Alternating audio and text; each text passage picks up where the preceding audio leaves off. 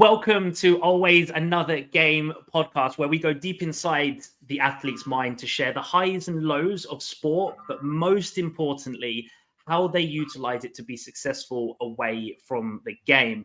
Today, we have here Antonia Bates, a former gymnast turned successful entrepreneur, coming all the way from Dubai today, actually. Antonia, how's it going?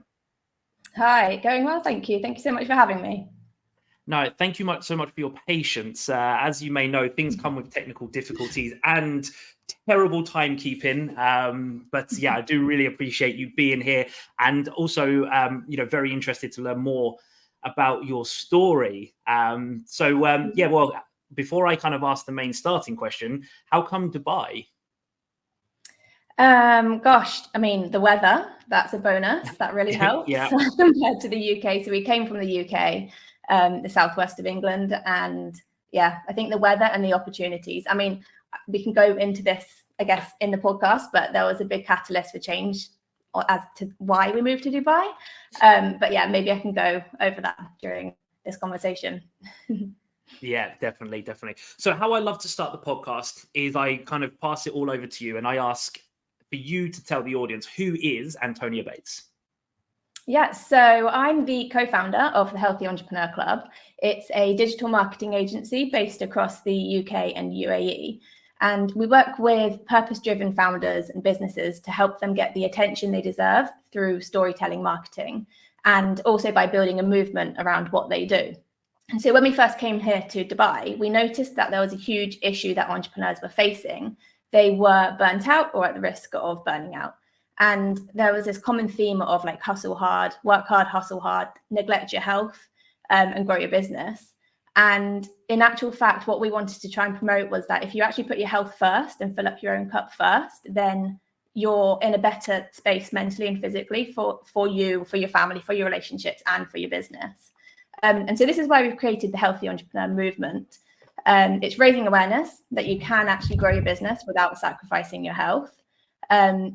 And again, like you mentioned, I grew up dedicating my life to gymnastics and having a very sporty family. So I feel very passionate about living a healthy and sustainable lifestyle. Yeah. Now, you weren't just a gymnast, okay? So obviously, a little bit more of your backstory. You did represent England, and you are surrounded by a company that maybe some of the audience do know. If you'd love to tell the audience a little bit more about that part of your story, because that is also fascinating, because I think that leads in fantastically well to what you do now. Yeah, of course. So I did gymnastics for England, and I worked my way up the ladder. So I started when I was about 5 years old, and trained multiple hours, 40 hours a week eventually. When I was 9-10 years old, trained 40 hours a week. Got into county squad. So I was in the southwest of England. We lived in Wiltshire. So I was in Wiltshire squad, and then progressed to southwest squad. And then I competed in many national competitions. And then I was spotted to trial for England squad. And I remember finding out about that and getting really excited, and my coach pulling me to the side and telling me, oh, by the way, you've got this opportunity to trial for England squad. And I remember like training for that and leading up to it. It was quite a special moment. And I also remember telling my parents as well, because they had sacrificed quite a lot for my career too. So it was like a really nice celebration and a reward in a way. And I was in England squad and the England team for quite a few years. I want to say like 4 or 5 years. And I competed in many international competitions, including in Malta, Belgium, and in the UK. And that was my goal. My ultimate dream from starting gymnastics was to compete for my country. And so I was, and I still am, friends with a lot of the girls who were in England squad with me. And a lot of them have gone or went to the 2012 and 2016 Olympic Games. When I retired from gymnastics, they moved up to GB squad and then obviously into the Olympics. And what's actually really nice is when we moved to Dubai, I realized that one of my friends from England squad is living in Dubai. And so I got back in touch with her, and we're now really good friends again. Nice. So it's a really nice relationship that you have. And I do think that the strongest relationships, well, for me, certainly the strongest relationships are the ones within sport, because you go through so much together. You understand what each other are going through. So that is a brief background. No, it's fascinating, and I'm smiling all the way through because I saw lots of similarities there. I also started at 5. For me, it was southeast of England. A few people did question where we were located, but we didn't have a huge amount of clubs. We came under southeast, and then also the stepping stone for us was England and GB. So there's a lot of similarities there from the ice hockey junior setup to gymnastics. And I remember those days of. Did you get a letter? Were you waiting for a letter to see if you'd made the team as well? Yes.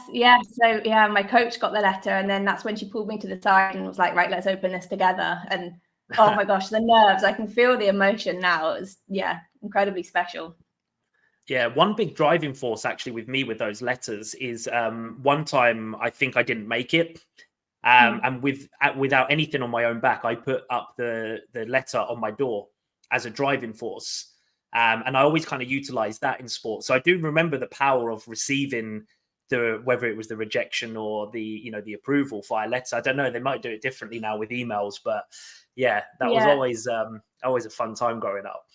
Yeah, I can completely relate to that rejection side of things. So before England squad, I was selected to trial for GB squad. And we had to go all the way to up north somewhere, and there was a whole day's worth of trial. So we had to do each apparatus along with different types of like body conditioning as well. And there was about, I want to say like 40 of us, 40 gymnasts, all my age. And we had to we were judged one-on-one. And they took, long story short, they took 6 gymnasts and I came 7th. And I remember feeling so heartbroken. And I think that was another like pivotal moment within my gym career. Then I came back and I could have easily just given up, but I came back to training. I was like, no, I know I want to compete for my country. I'm going to do it. And just, I guess, the powering through, the determination, stay motivated. And then eventually I was selected for England squad, which I'm so proud of. Sure. No, that is fantastic. What do you think that driving force was then? Because there are a number of people that would have got to that point and gone, nah, very close, pat on the back, but I think that's me. What do you think that was for you that turned that into a driving force rather than a quit? I think for me, I was so passionate about the sport, and I knew my potential. I knew that I was made for more. So for me, it was just that passion and that drive, but also seeing the support that I had around me. My family were incredibly supportive and they sacrificed quite a lot. I mean, I also sacrificed quite a lot as well, not seeing friends and, not seeing friends after school, not going to school disco. Like I had to sacrifice so much myself. And for me, it had to have meant something in a way. So I think that drive, that passion, and knowing that I'd sacrificed quite a lot was something that made me push even further to get to where I got to. Yeah, I love the saying you actually use there. Just wrote it down, made for more. You knew there was something bigger, something better. I'm going to have to use that saying, I think, at some point. I like that. So what was it about the 5-year-old Antonia that wanted to do gymnastics? Where did that come from? It came from my sister. So my older sister did gymnastics too.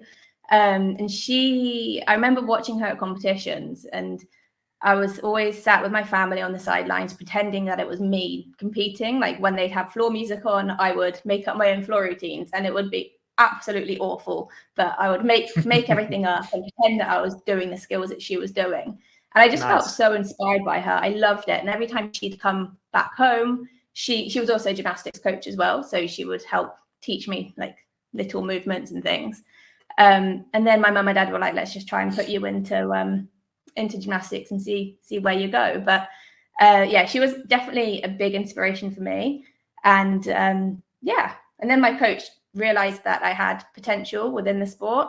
My parents realized I had potential, and then it kind of just went from there. The training got a little bit more serious, hours increased, and my parents were always very supportive.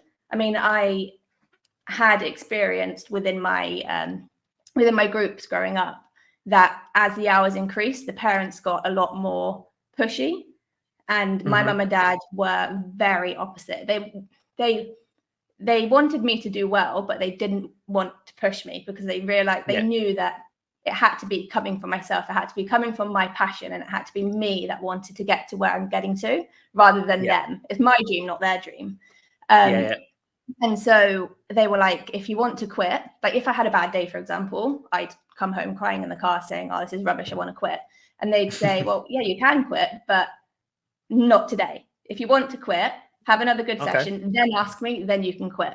And every single time I'd come back after a good gym session and obviously not want to quit. It was rather than me acting on emotion, it was just acting in a better headspace. Yeah, I love that. And I've had a number of conversations already, and there is certainly a huge theme of parenting and influential coaches that have driven that. But the thing I found most fascinating about the parenting side of it, with everyone I've spoken to so far, is they've all had that similar approach to yours. It's been very much like, it is on you. And it is. You showed a passion from a young age. And as you started getting into it, there was a purpose formed with your England and making selection. But that had to be you, because if that was forced upon you, it may never have happened. Yeah, and I think a lot of parents do need to realize that, is that you beautifully put it. It was your dream, not theirs. And we have to remember that it has to be on the individual, that if they have a drive for it, then yes, encourage it. If they don't, there has to be an element of push, but there's that fine line, isn't it? It sounded like your parents found that fine line for you. Absolutely. Yeah. I mean, talking about like that element of push, like the coaches, if they saw that you had potential, they would obviously want to push you so that you can reach your full potential. And interesting that we say that, because I actually had a FaceTime conversation with my friend the other day, who is a gymnastics coach. And she was saying how nowadays the British gymnastics regulations are a lot stricter than what they used to be, just because things get twisted. Kids and parents, they get so involved and twisted. And obviously there's been a lot of, like, with the whole Me Too movement and so much rubbish going on within the sport. But it's very difficult now for them to push a child. They can see a child's got potential, but they're struggling to push them to reach their full potential, because there's only so much that they can do. So it's finding that balance as a coach as well. Yeah, but then I do think that's when the parent becomes even stronger. Yeah. And it's so hard. I've got young kids, and my eldest is doing very well in sport, but he's still very, very young, finding his feet. And it's so hard not to kind of shout from the sideline and let the coaches do it. But what I do know is, obviously, I have this sporting background and performance background, that if he wanted me to assist him, I can do away from it. But like you said, it is very difficult. Sport has changed, which brings me on to something that I really wanted to cover with you, because when I was a kid, and to the point now, gymnastics has massively evolved. It was a very, and when I say female dominated sports, as we called it, it was a very girly sport. You did not see many males did. And if you did, you didn't know about it for reasons such as bullying. And, in things like kind of, body image as well. Obviously, gymnastics had been known to wear tight outfits. How did you find that growing up in the sport of gymnastics, when maybe it wasn't necessarily as big as it is now? Yes. So, I mean, bullying and body image was like a massive thing even for me back then. So there's, within like the gymnasts themselves, you'd have a group of, the majority were all incredibly supportive of each other. There was no bullying. You want to see your teammates do well. I mean, you're a team. It's an individual sport, but ultimately you're training together and you need each other. You need to be supporting each other. Then you also had some people who were probably jealous or bitter, you doing well. So I think that's just like a human trait. It's not necessarily like within the gymnastics world solely. But in my experience also, I have witnessed coaches bullying gymnasts. I mean, like we kind of touched upon before, there's that fine line of pushing a gymnast to do well and verbal or even physical abuse. I've never experienced the physical abuse, but I've seen the verbal abuse around the UK.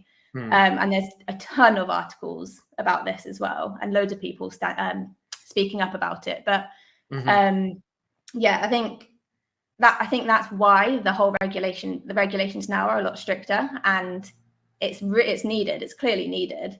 And then as for body image, for me, when I was 10 years old, we started getting weighed and measured every 2 weeks. And obviously when you're 10 years old, you're growing and it's so difficult for you to control that weight, but also, well, it's not really difficult to control that weight because obviously you're training loads, but it's, I don't know, it does damage you as you go up, because you think, oh, if I'm going to put on weight in 2 weeks time, I'm going to get punished, because that's exactly what happened. In 2 weeks, if we put on a little bit of weight, my coach would give us conditioning to do, like 3 rope climbs without your legs all the way up and down, 3 in a row.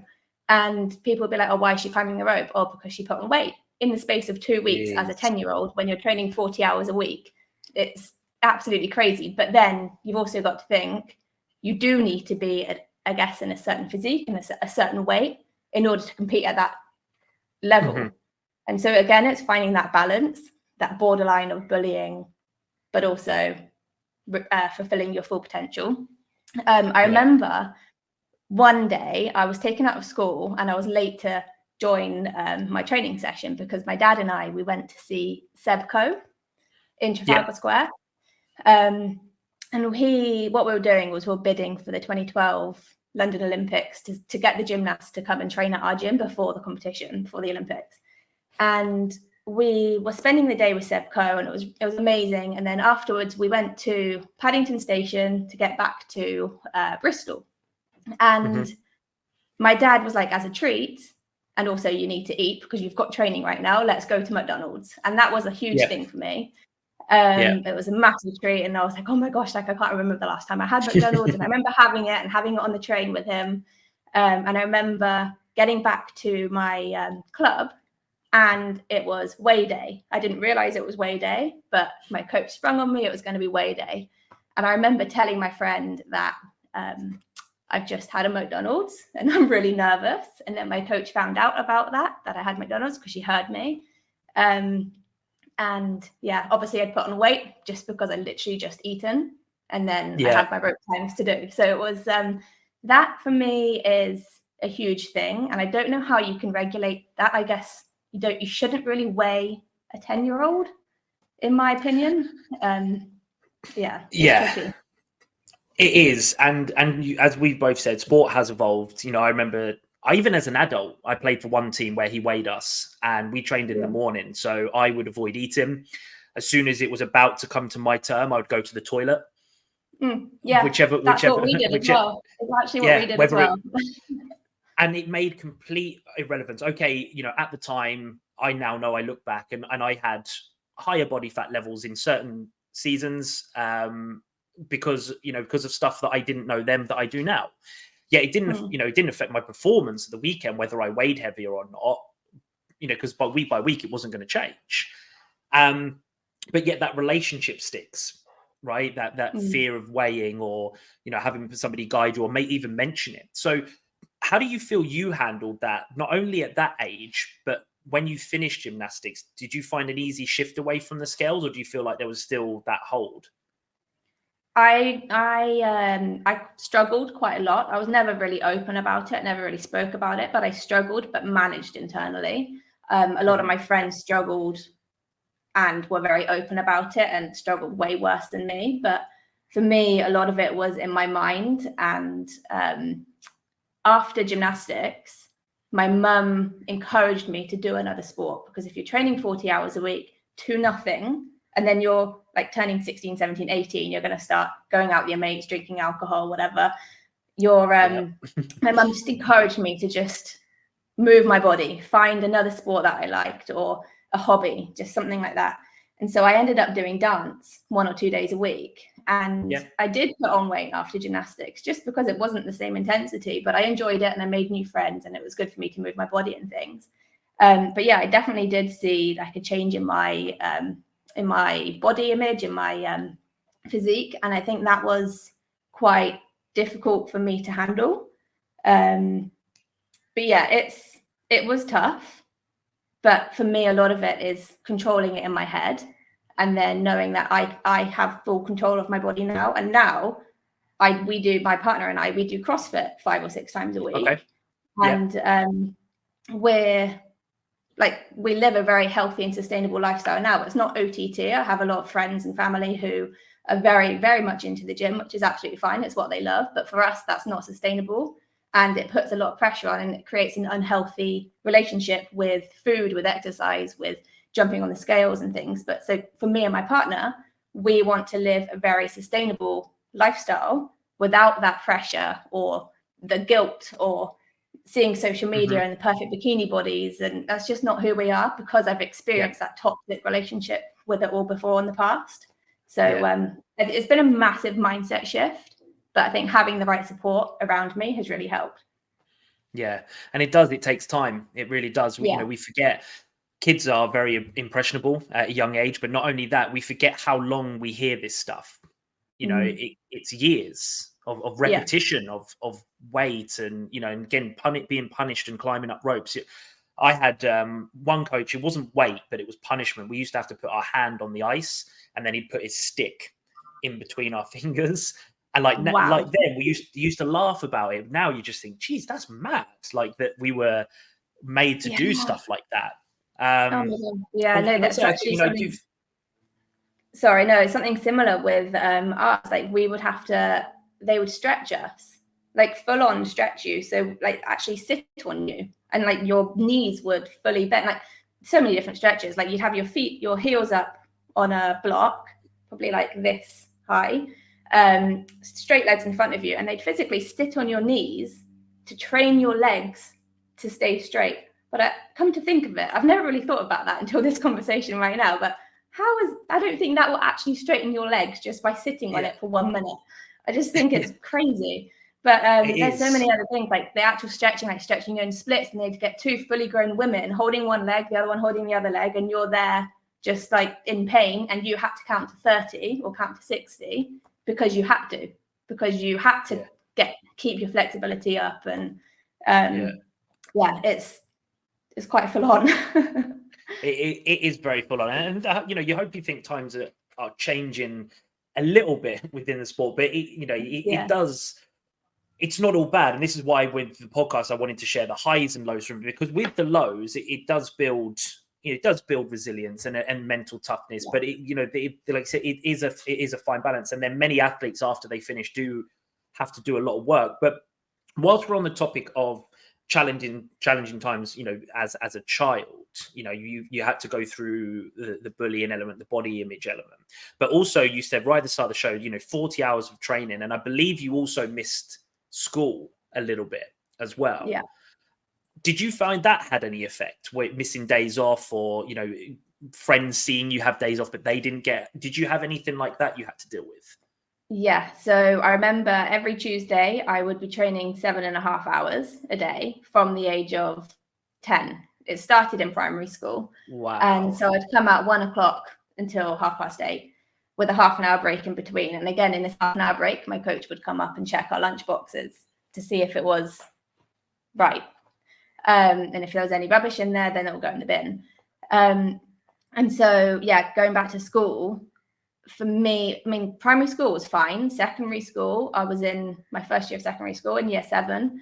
And I remember I had to move forms just because there was some issues with, I guess, jealousy within my class, with me moving or coming out of school. And then eventually I had to do like one less GCSE when I was older. So in year 10, year 10, one less GCSE because, and so then I had to have a free to fill up the rest of the time in order for me to catch up on other work. I did have a mentor. My school were really good. It was a sports college as well, so it was really helpful. I did have a mentor, and I could just contact and speak to whenever I wanted. But I think when you're 11 years old, 11, 12, 13 years old, there is going to be a sense of jealousy of this one girl who is taken out of school and gets like special treatment. I remember my partner, he also went to the same school as me, and he actually said, we had this conversation a few weeks ago, and he was like, you were a bit of an anomaly within the year because I was the gymnast, and there was a picture, big old blown up canvas picture of me upside down in the canteen that my dad now has in his living room. But nice. it's I think it can be quite difficult to deal with kids and kind of at that age, and dealing with opinions and bullying for sure. Yeah. And if we're taking kind of like the low and the high from that, the low element is, and what I've learned a lot is, a lot of society is what we call crabs in a bucket. And it's the, if I can't have it, neither can you vibe. Not everybody, obviously, but especially, in school then. And, I was to say my school was also great. My brother and I, we would often have time out because tournaments were in Finland or France or Germany. So obviously it was different term times and stuff. And maybe because it was ice hockey, I didn't get too bad of treatment, because obviously maybe there was a physical element that people were mindful of. But there was still comments, and people, you could still, sense the jealousy, because, you did as an athlete, there was a little bit extra special treatment.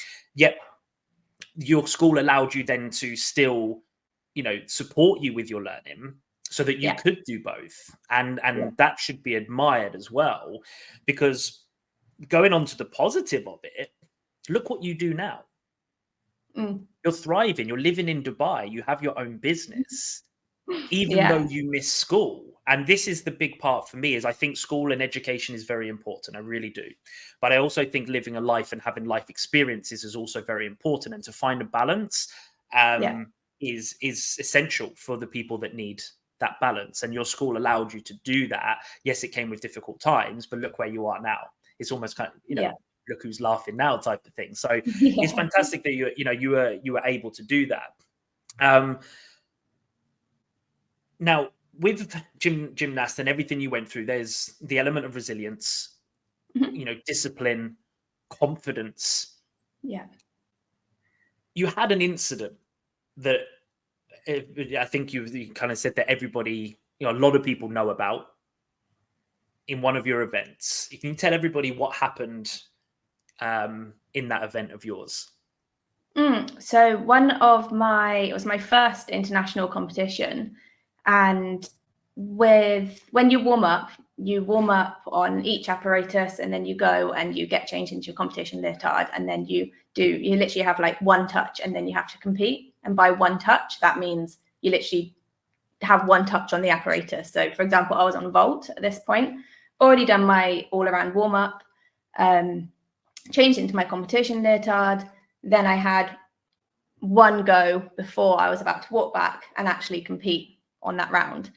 And on that one go, I ran up to the vault, hands on the vault, and my hand slipped completely, and I just landed on my neck on the floor. And there's this horrible picture. My dad actually came round and took the picture.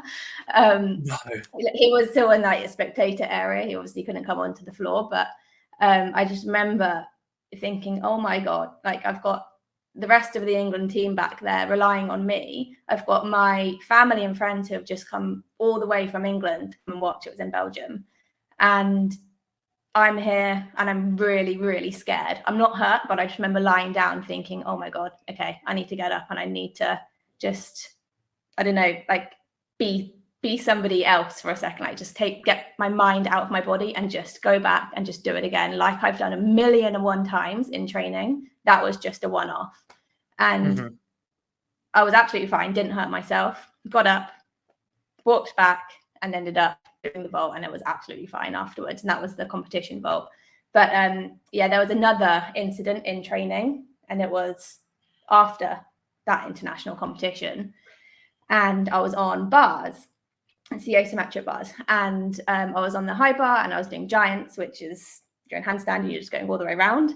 And then I ended up one hand coming off, and I landed on the metal frame and then onto the floor. And I landed on my elbow, and it's still damaged now. So I've damaged the ulnar nerve, which is your funny bone, like the funny bone nerve. It's not funny, is it? It's not funny at all. At all. It's seriously not funny. But yeah, so it's for me. Then I knew that I had like a recovery to go through it, and then going back to do that skill for me, that was again. It's a lot of mind games within sport, especially high performance sport. You've just really got to trick yourself and know that just because you had that one failure or that one fall doesn't actually mean that you're crap at that skill. Like that was just a one-off. And you need to remember that you've done it so many times before that nobody's perfect. You can do the skill, you know exactly what to do. It's just getting in your head or getting out of your head in a way to actually do the skill again. So like there's so many times where you fall and you have to get up and you have to do it again, but you're just overwhelmed with nerves and scarcity that what if it happens again? But then if you said that, then you'd never get anywhere. If you just had that mindset all the time that, oh, what if it happened again? Oh, it's safer to not do it again. Then you'll never grow. And that's the same within entrepreneurship as well. Yeah. Now, do correct me if I'm wrong. Within gymnastics, I love watching it at the Olympics. So every time you're talking about an injury, you can see somebody fall in, like it happens.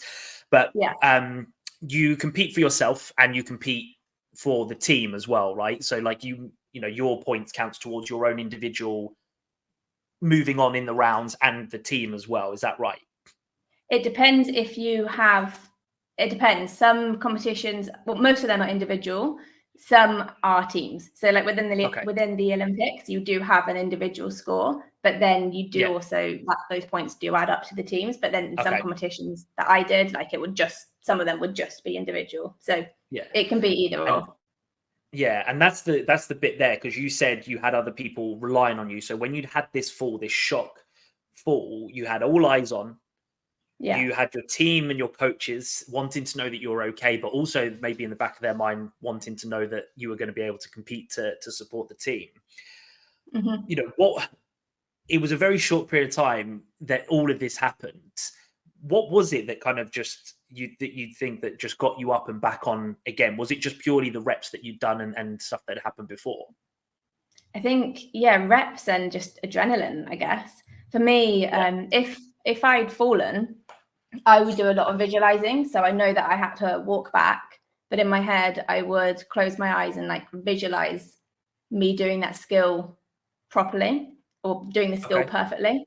And so, I remember walking back and I just, in my head, just closed my eyes back. I'm nailing that skill. I'm doing it perfectly. And then obviously I did it.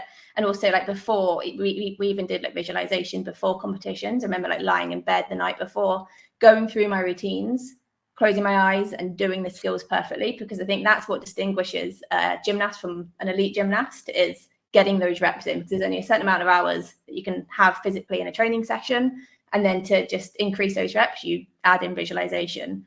And that just helps with confidence and helps with, for me, it helped with confidence and mindset. Yeah. Who taught you that? Funnily enough, my sister, she did sports psychology at university. So she inspired me to do gymnastics and then helped me quite a lot throughout. Yeah, I love that. Yeah, visualization is, it's one that when I played, got brought up and I tried it very briefly, but then when all the other older players in the team were just mocking it, it was just very easy to push aside. But it's quite interesting. We as humans, we think in pictures. You know, so if we're thinking of our bed right now, we don't think BED, we think about our pillows, our blanket, the warmth. You know, we visualize the actual physical bed. So for you to then actually visualize, and I think it's still an underrated tool in sport. I think sport is massively psychological, huge psychological. And you talk about falling and getting back up. How many players don't really ever come back after an injury, or never the same again? Because it's very difficult. There's a fear factor, right? Well, what if I do this again? What if it gets worse? What if I never walk again? Is this all worth it? It's very easy to go to that protective negative side, but not necessarily like, come on, that was just a little fall. Let's go.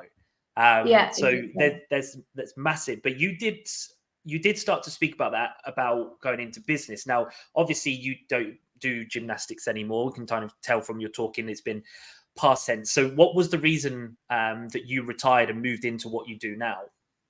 So, I quit gymnastics when I was about 15, 16.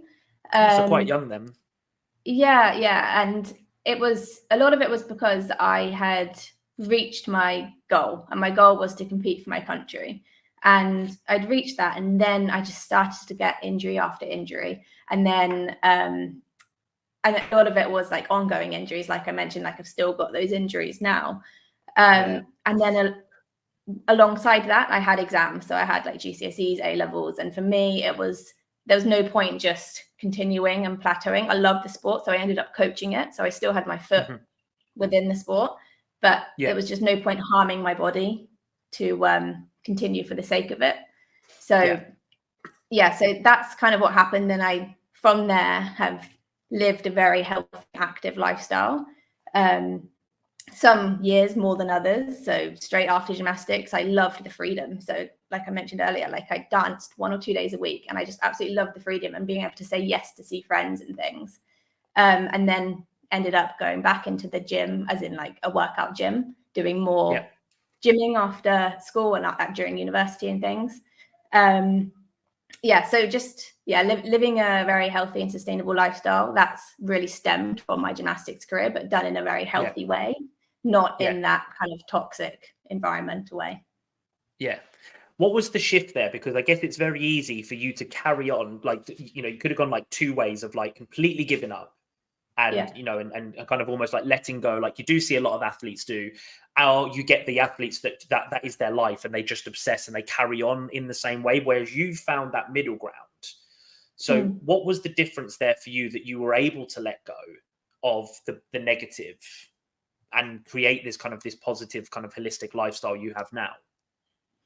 I guess I have a very healthy family in the way that I can see my other siblings living a normal but healthy and sporty childhood. So I knew that I could be doing the same. My mum's also a physio, and so she was quite handy having her as a physio. So I bet. she'd bring home like the TENS machine and ultrasound machine and all the tape and whatnot, and after every session.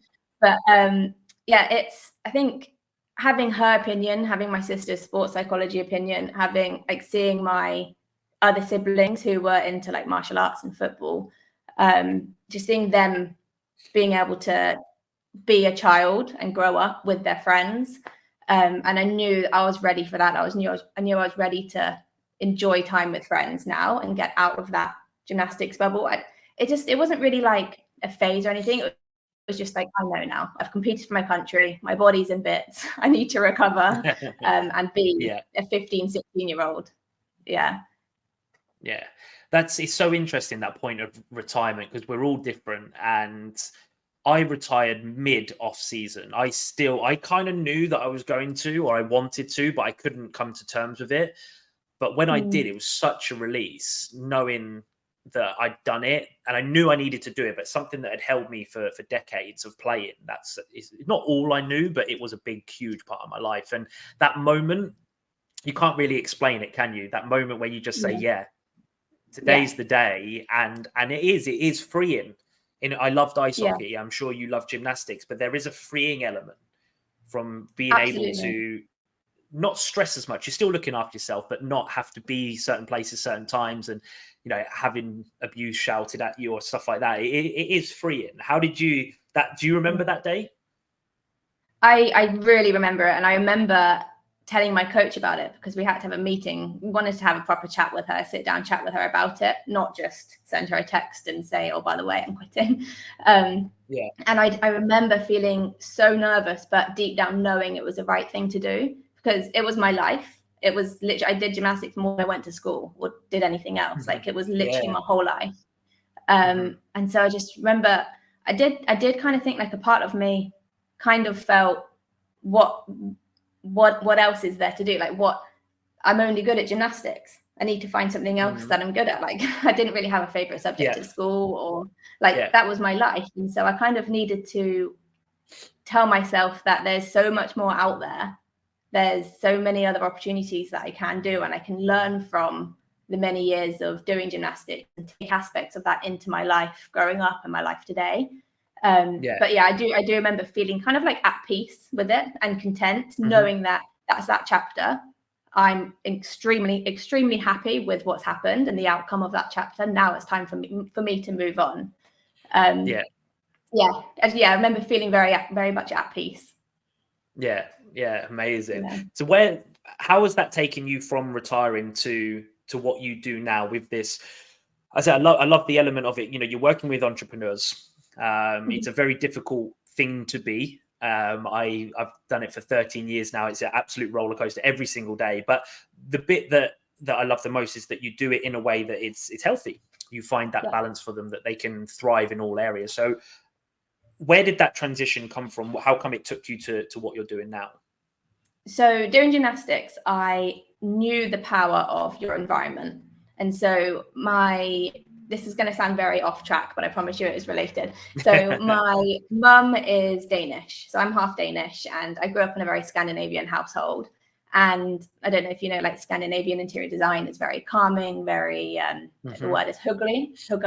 It's very like relaxing. Also, you have like an office space which is productive. It all promotes aesthetic and functional furniture and layouts. And so for me, that had a huge impact on my gymnastics career. So your physical surroundings, but also like the supportive people, the social side around me. And I recognize the power that the environment had. Your environment dictates your performance, it dictates your well-being, your focus, your productivity, your relaxation, your rest, absolutely everything. And then our first business was in property development back in the UK. And here we could experiment with the environment, experiment and tweak different things to see how it can affect our lives, affect our well-being, affect our concentration, etc. And then this kind of led to us coming to Dubai to work with entrepreneurs on their office spaces. So we ended up looking, I certainly ended up looking at entrepreneurs or business owners' office spaces to make them more productive, focused, workplace well-being, all that jazz. My partner is a FTSE 100 business coach, and so he's worked with so many high-end companies in the UK, and he's kind of brought that over here to Dubai and has worked with many businesses here. And we ended up noticing a huge correlation between all of these business owners and how they're living a very hustle lifestyle, risking burning out, neglecting their health. Their health is just pushed down on the priority list, and their business is, I mean, it's important that your business grows, but if you don't fill up your own cup, then you've got nothing to pour into your business. And so for us, I kind of noticed the similarities between looking after my health and pouring that into gymnastics. And it, like, for me, I was replacing gymnastics with my business. So I need to fill up my cup and pour it into the business. And that's kind of how we're helping other people as well. So it's more of like a movement in helping entrepreneurs or raise awareness that they can look after themselves, they can control their stress, they can create that perfect healthy hustle week, which is kind of like your perfect repeatable week. Cut out all the fluff that doesn't serve you, that doesn't make you happy, healthy, or money, and really focus on the stuff that actually does make you healthy, does make you happy, does serve your business well. That's kind of the awareness that we want to raise within the healthy entrepreneur movement. But actually, we're like a full-on growth marketing agency. So it's the growth marketing agency and the movement that is helping entrepreneurs and using aspects from my gymnastics background to kind of help deal with that stress and high pressure. I love the word fluff and fluffy. That was my first business coach. She used to keep saying, no, that's fluffy, that's fluffy, that's fluffy, and just eliminate all of, it's so easy to get caught up in stuff that doesn't matter, but we make it matter because maybe we don't see it, and having that extra eyes on. So you did say there at the end, you took away from what you learned in gymnastics and you implement it into the business and supporting these entrepreneurs. What are the key, 1, 2, 3, anything that you see quite often that you have to double down on with these entrepreneurs? Any skills or anything that you implemented? What is it that you normally see with them? A huge one is setting boundaries. So a lot of entrepreneurs say yes to everything, right? And then they wonder why they're feeling so stressed, because they're just trying to people please. They're trying to please everybody around them, say yes to everything. And so you need to protect your time. This is something that we've definitely learned over the years as well, like protecting your time, saying no to certain things, like learn to say no, protect your boundaries, nail your time management, nail your calendar. And like, that's kind of like, we've got a newsletter called The Healthy Hustle, and we kind of promote having a healthy hustle week. So that is something that is definitely a lesson, but also like auditing your current week. So you don't even realize, like a lot of entrepreneurs don't realize how much they're spending on certain aspects within their business or certain aspects within their life. And so we regularly do this, my partner and I, we audit our personal life and our professional life, and we just cut out the bits that aren't serving us. So I think for me, they're the main things, just setting boundaries and knowing what you're spending time on, because your time is incredibly valuable. Yeah. I love the element of healthy hustle, because we do need hustle. It is important, you know, to succeed, to grow. You experienced it with gymnastics. You've got to work, but you also have to. Yeah. You've got to recover and rest as well, right? You know, you've got to have a balance. Yeah, work-life balance isn't a thing with entrepreneurs, because I mean, as you know, you don't sign off at 5 o'clock. You don't do a 9 to 5 every single day. Like, you're replying to emails at the weekend and evenings, and it's there's no clear cut-off time. So I think it can be quite damaging when you scroll through social media as an entrepreneur and you see, oh, you need to have a work-life balance, otherwise you're unhealthy. And that can put a lot of pressure on entrepreneurs to try and build that work-life balance, but then they realize that there's not enough time for them to do everything, or they're just feeling overwhelmed and stressed out. And so if you're creating a business that you have a passion for, that you love, it shouldn't actually feel like work in a way. So for us, we're literally living the movement. We're living healthy entrepreneurship. And this is what we want other people to be able to do as well. And so, I think work-life balance and like the social media side of it can be really damaging, which is why we're saying have a healthy hustle. Don't hustle and kill yourself, but know your burnout red flags at the same time. So sometimes, like, we've certainly experienced it. We know so many successful entrepreneurs around the world who've experienced it, but having like sprints of work, and then just like, sometimes you do need to have a sprint of like a month of just nailing it, head down behind the laptop. Work hard, but then know your red flags. Don't burn yourself out. Yeah, it is. It's one of these areas that is becoming more apparent, becoming a bit more obvious, that burnout and stress, and people need to be more aware of it. But it also, at the same time, it's still fresh, and a lot of people don't see the red flags. They don't even see the amber ones. They don't see it. And some of it can be quite obvious. You know, I know my burnout signs now, and I know when I've gone too far, because I get visual migraines, and they don't happen very, very, very often. But I noticed the signals in build up to that. I'm going to ask you a question now that I haven't asked any other athletes yet. I'm just really interested to know the answer, actually. But if you could go back and talk to 10-year-old Antonia right now, what would you say to her? As a 10-year-old me, or from me knowing what I know gymnast now? Yeah, from what you know now, if you were talking to her, that gymnast and everything that you experienced, is there anything that you would go back and say to her? I would say, oh gosh, that's such a good question. I would say, keep doing what you're doing. You're on the right path. You're doing the right thing, and you're clearly passionate about what you're doing. And those hard days don't last forever. It's just a hard day. It doesn't define who you are. It doesn't define your relationship with the sport or the relationship with your coach. It's just a hard day, and you can overcome it, and you are going to overcome it, I think. Yeah. Love that. I think that's the perfect way to round it up. Antonia, where can people find you, whether it's business or personal? Where is the best place to get hold of you?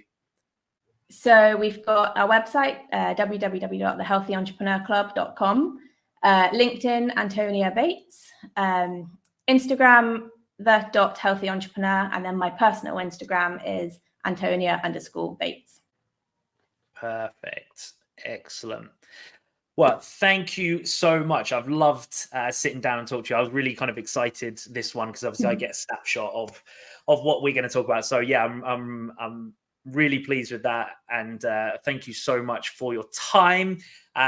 Before everyone goes, as a reminder, I always say there is no cost to listening to this podcast, but there is a fee. If you have taken anything away from Antonia's story today, and if you've enjoyed it, or you know somebody else can take something away, please share. Please let's grow this podcast and start sharing these very, very important topics together. But yeah, Antonia, thank you so much for joining me. Hopefully you enjoyed that. Thank you so much for having me. It's been great. No worries. And a reminder to everybody before you go that there is always another game. I'll see you on the next episode. Thank you.